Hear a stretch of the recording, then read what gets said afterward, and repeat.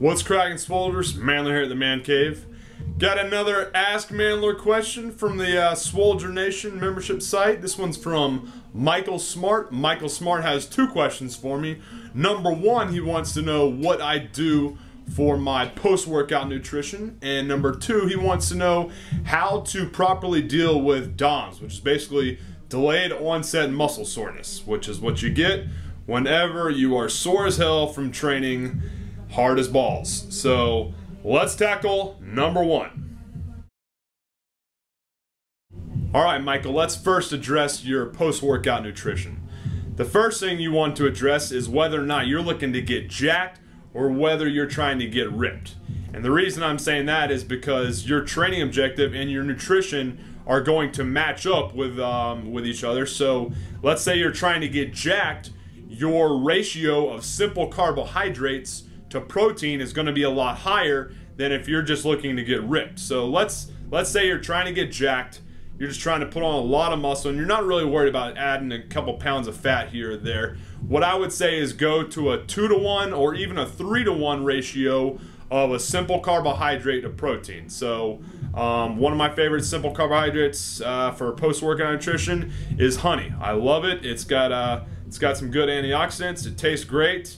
And ultimately, it's a great sweetener. I think it tastes great with all protein shakes, so I like to add that in with probably anywhere from 35 to 45 grams of protein, typically a fast digesting whey protein isolate, and mix that, and that's a great way to add on a lot of size in a pretty quick manner. Now, if you're looking to get just ripped, then I would say completely scrap or focus on a 1-to-1 ratio at most of simple carbohydrates to protein. So the first thing you need to do, dude, is ask yourself whether you're trying to put on muscle or just to get ripped, because your nutrition is going to be dictated upon what your goal is with your training. Now, as far as what you can do to deal with delayed onset muscle soreness, it's pretty simple. For those of you actually not in the know, delayed onset muscle soreness is a fancy way of saying you're sore as shit from the exercise you did a day or 2 days before in the gym. Now, what you can do, it's a multifaceted approach, and if you do it, you'll find you recover a lot faster and get gains in a far quicker manner. Number one, I mentioned earlier, proper nutrition. It's not just fueling you through your workout, it's aiding in recovery by mending the muscles that are affected by delayed onset muscle soreness. The second thing you can do, active recovery. Active recovery is probably the last thing we want to do, but the first thing we need to do. We've all been there. Our legs are sore as shit. We don't want to get up off the couch. I don't want to get off the couch just because it sucks. No one likes being sore, but the best thing you can do is go out, do some light sled drags. If you don't have a sled, do some body weight squats or lunges just to get some blood flowing, increase the circulation so that the nutrients that are being delivered through proper nutrition can get to the affected areas. 3, pretty simple, get some rest. I always talk about the importance of sleep and how sleep is when our body recovers, so make sure you're getting adequate sleep.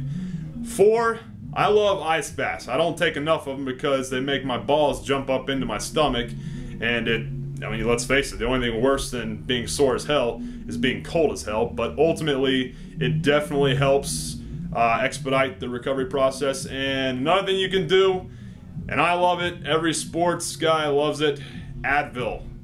Advil is a great non-steroidal anti-inflammatory drug. Don't abuse it. Just take probably three a day. I like to take it right before, probably 30 minutes before I train, and ultimately it helps a lot. It basically just decreases inflammation, which is one of the big reasons you're sore as hell. So do all those and I'm sure you're going to recover a lot faster than you think you will.